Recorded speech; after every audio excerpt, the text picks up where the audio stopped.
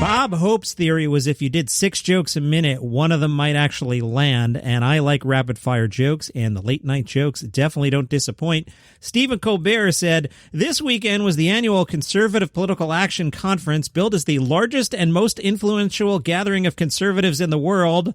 That's if you don't count their last gathering." Mug for the camera. Think about it, audience. That's a really good joke. Trevor Noah, I watched CPAC and WandaVision this weekend, and I'm not sure which characters are living in a more warped reality. Trevor, South Dakota Governor Kristi Noem attacked Anthony Fauci, Representative Matt Gaetz attacked Mr. Potato Head, and the CEO of Goya Beans said Donald Trump is still the real, legitimate, and actual president of the United States. Now, he can get away with saying that because what are you going to do? Buy generic black beans? Colbert, the headliner of the weekend was the former president. His speech was pretty light on substance and energy, but there was one major revelation. He told the audience that he would not start a third party. Of course he isn't going to start a new political party. He already owns one. Fallon, yeah, it was 90 minutes of rambling followed by Trump supporters storming Epcot. Corden, Trump said, "Did you miss me?" which is literally what every movie villain says when they come back. Fallon, as you would expect, the crowd to see Trump was very white. They basically made the Hollywood foreign press look like the cast of One Night in Miami. Great joke. And Colbert for the win. It was a murderer's row of people who were okay with Mike Pence being murdered. Late Night also joked about the Golden Globes. Jimmy Kimmel, the Golden Globes are the opposite of CPAC in every way, except they don't have any black people on board. That's what they have in common. Otherwise, they're very different. Trevor Noah, you know you've got representation problems when the Proud Boys have more black members than you. Colbert, you can shop Jason Sudeikis' look by digging into the bottom of your hamper and then taking that edible you've been saving for an emergency. Taylor Swift comedy item. Don't think I'm not going to jump over that for SEO purposes. From the AV Club, Taylor is upset about a joke. Here's the background. In her documentary Miss Americana on Netflix, Taylor Swift gave an intimate glimpse at many of the challenges she's faced throughout her career, from having the responsibilities of being one of the world's biggest pop stars while her mom was battling cancer to dealing with scrutiny from the press. So it took Taylor Swift by surprise when she found out that new Netflix show Ginny in Georgia includes a very outdated joke about her dating history. As you can imagine, Taylor Swift is not pleased. Taylor, I don't mean to upset you, but I do need to tell my audience what the joke was. And if you do mention me, please get it correct. It's daily comedy news, and remind people to subscribe on Apple Podcasts or Spotify. In the scene, Ginny Miller and her mother, Georgia, argued about relationships. The mother asked if the daughter had broken up with her boyfriend. The daughter said, "What do you care? You go through men faster than Taylor Swift." Taylor's feelings aside, I think the real crime here is the terrible joke writing. Taylor Swift took to social media and said, "Hey, Ginny and Georgia, 2010 called and it wants its lazy, deeply sexist joke back. How about we stop degrading hardworking women by defining this horseshit as funny? Capital first N in funny, capital Y in funny." So F, lowercase u, capital N, lowercase n, capital Y. Some teenagers can explain to me why we spelled it like that. She also directly called Netflix out for allowing this to happen after her Netflix documentary tackled why these jokes are harmful. Also at Netflix, after Miss Americana, "This outfit doesn't look cute on you.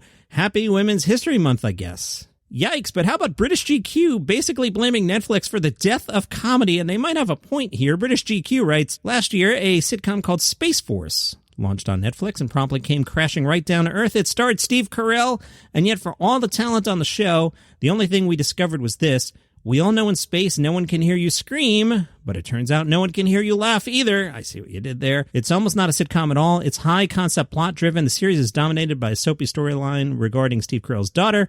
His wife is in jail. Episodes start exactly where the last ended, as if they're barely episodes at all. Put another way, it's the format itself, more a drama than a comedy, and designed exclusively for Netflix's next episode countdown. That's making it unfunny. And worse, it's not alone. The inept space travelers trope was repeated last year by other networks, including Avenue 5 and Moonbase 8. British GQ says, as the Chicago Tribune put it in a headline, The Office is Netflix's most popular show, even though it was made for and originally aired on an old-school broadcast network. Oh, the irony. Panicked that it no longer had to make its viewers actually laugh, Netflix bought the rights to Seinfeld for an even more insane $500 million. That'll arrive this summer. Take that in. $500 million for Seinfeld, a sitcom that ended in 1998. What this tells us is that streaming services don't know their algorithms from their elbows. In their hands, sitcoms have become half-hour dramas with the occasional titter. Some examples, Love, Transparent, Master of None, Sex Education, Glow, all perfectly fine, but there remain more jokes in one episode of Parks and Rec, a show about the workings of local government. To paraphrase Charlton Heston at the end of Planet of the Apes, "You maniacs, Netflix, you blew it up. God damn you all to hell." Yikes, that's strong there, British GQ. But then again, Netflix is airing that Kevin James NASCAR garbage, and they do make Adam Sandler movies. Are they responsible for the death of comedy? Yeah, probably. I don't think we need any more lowbrow drivel. What we need is highbrow drivel. Stay with me here.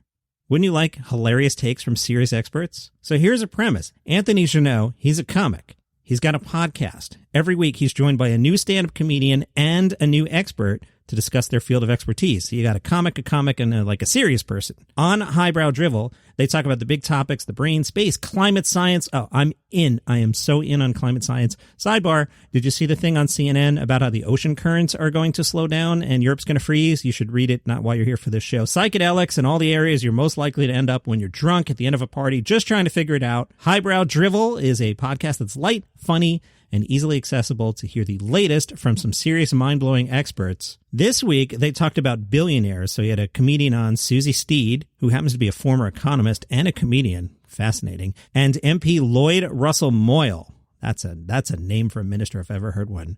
Lloyd Russell Moyle. He went viral when he had the unfortunate experience of dealing with the feigned indignation of Emma Barnett when discussing billionaires. In the episode of Highbrow Drivel, they discuss whether you can be a good billionaire.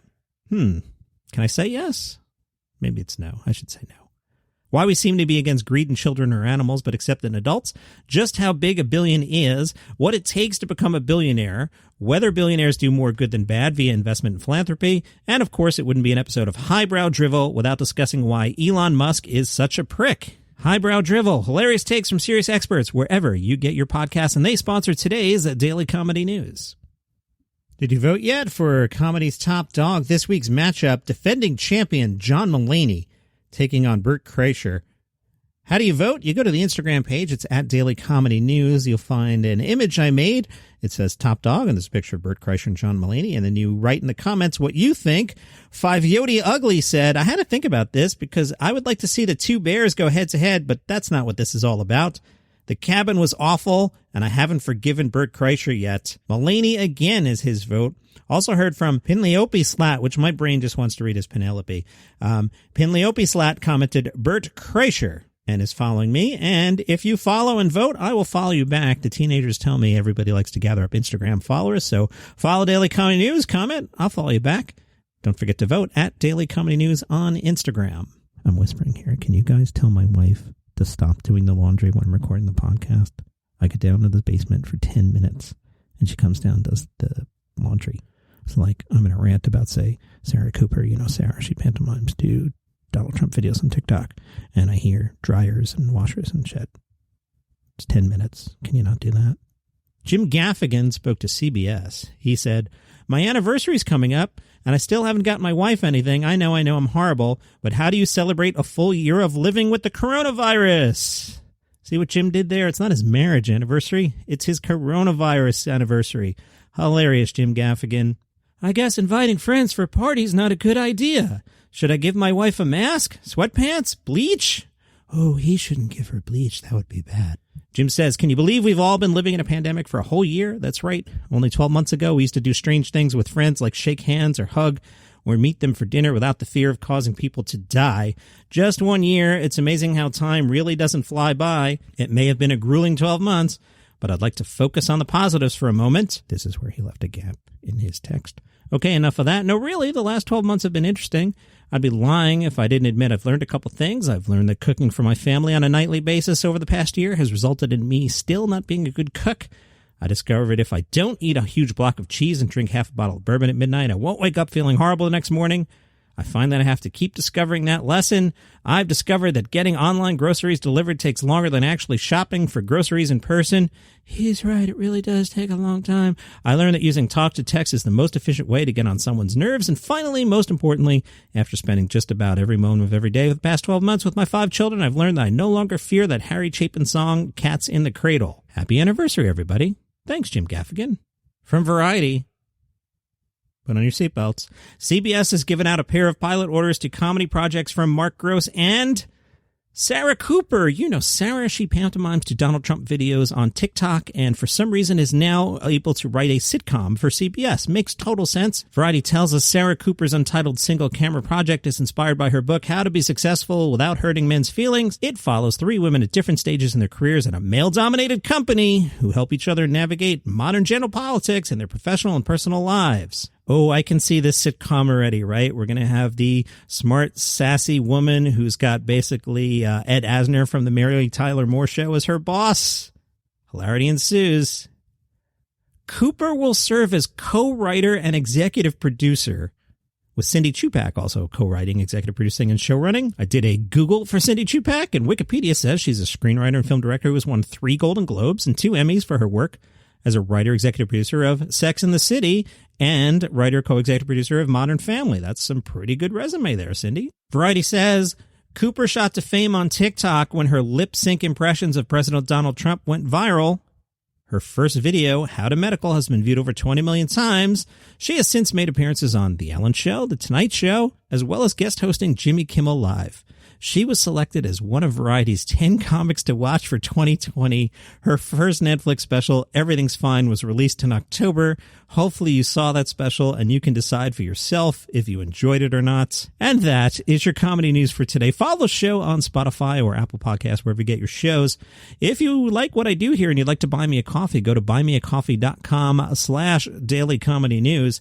No, I didn't get the large ice today. Today I went for this is their new thing at the donuts chain. It is a cold brew coffee with some sort of cream head and a chocolate stout flavor, and it's kind of expensive. So buymeacoffee.com/dailycomedynews. I'm not a millionaire here.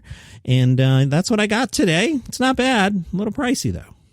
See you tomorrow.